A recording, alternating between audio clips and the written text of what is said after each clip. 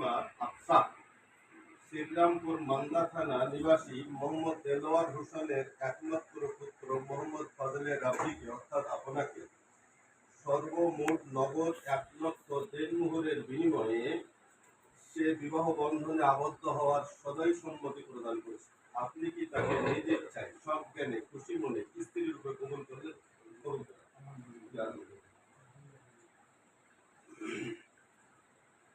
বিনোদপুর আড়াইমারি নিবাসী মোহাম্মদ মাসুদুল হাসানের দ্বিতীয় কন্যা মুসাম্মদ নাদিমা আফসা শ্রীরামপুর মান্দা থানা নিবাসী মোহাম্মদ দেলোয়ার হোসেনের একমাত্র পুত্র মোহাম্মদ ফজলে রব্বিকে অর্থাৎ আপনাকে সর্বমোট নগদ 1,00,000 দেনমোহরের বিনিময়ে বিবাহ বন্ধনে আবদ্ধ হওয়ার সদয় সম্মতি প্রদান করেছে।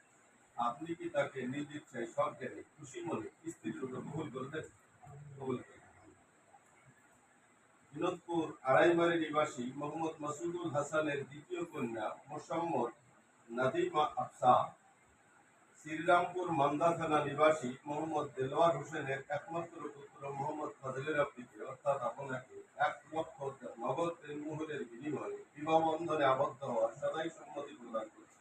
আপনি কি তাকে নিজ ইচ্ছায় সজ্ঞানে খুশি মনে স্ত্রী রূপে কবুল করলেন? আলহামদুলিল্লাহ। আমরা বিবাহের পরে একটা দোয়া